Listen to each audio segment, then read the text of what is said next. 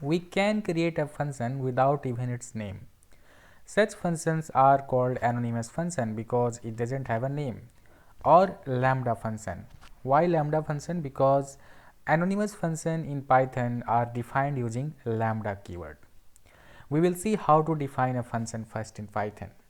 We define a function by making use of def keyword. Therefore, the function name. So let's say I want to create a function for adding two numbers. So I'll say def and the function name add.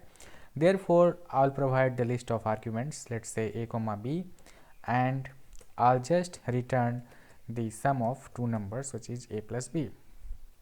Okay, this is how we define a function. This function have a name which is add. We can call this function like this: add 3 comma 2, and the output is 5.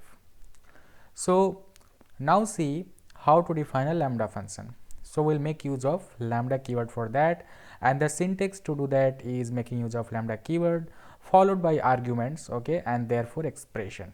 So I'll say lambda and therefore arguments, which is a comma b, therefore the expression a plus b, and this is exactly the lambda function in Python.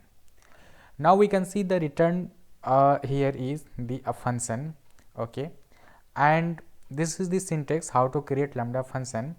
The very key note here is lambda function can take any number of arguments but can have only one expression. So I can even make use of other arguments here, let's say c, but I can have only one expression, which is a plus b plus c.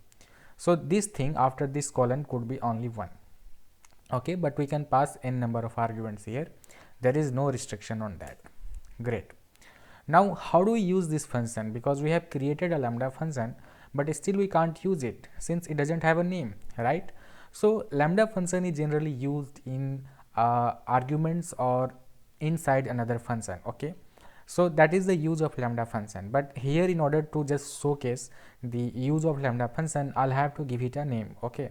So I'll say addition is equal to lambda, okay, a plus b plus c, and this time I'll call lambda function addition 10 plus 20 and plus 10 again, okay.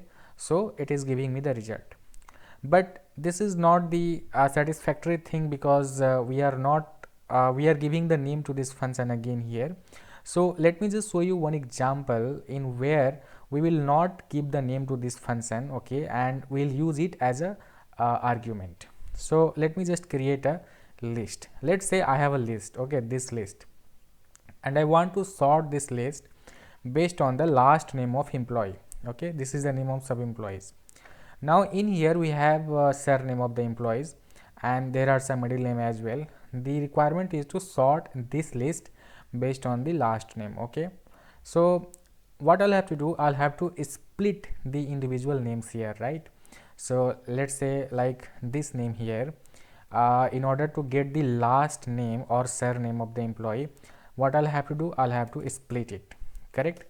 Split by what? I'll have to split it by a space character, correct, because there is a space in between the names, okay, and therefore I'll have to get the last chunk. If I'll split the names, okay, like this, I'll get the individual chunks in the name, and in order to get the last element, which is this, I'll have to say -1 in list indexes, -1, that will give me the last element, right? So I'm getting the surname here. Now I'll have to convert this to lowercase since the name might be uppercase and lowercase could be there, okay. So in order to the sorting, in order to do something so that our sorting would not be biased, I'll have to either change it to lowercase or uppercase, right? So in this way I'm changing it to lowercase. Now if I'll sort this list, I'll say emp.sort, right, and let's see what's happening, okay. I'll check what is inside emp. Now I can see this employee list is sorted based on the first name, right? A is appearing first, then B is appearing second, and so on, right? But our requirement is to sort this on the last name. So what I'll do, I'll provide one additional parameter here in the sort function, okay, so which is key, based on the key, okay, and that's the additional parameter the sort function list takes, okay. So I'll say name, okay, I'll create a lambda function here. Actually I'll say lambda, okay, and I'll say name, okay, that is the argument of this function, which is individual names here in the employee list, okay, and split the name, the same thing which I am doing here, okay, split it based on the space character, okay, return me the last element and convert it to lowercase. That's all I wanted to do, okay. Now see what is inside the EMP.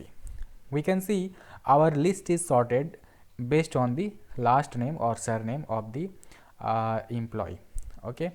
So this is the use of lambda function. See, here we are using it without even giving the name to this function, correct? And this is the proper use of lambda function in Python, okay.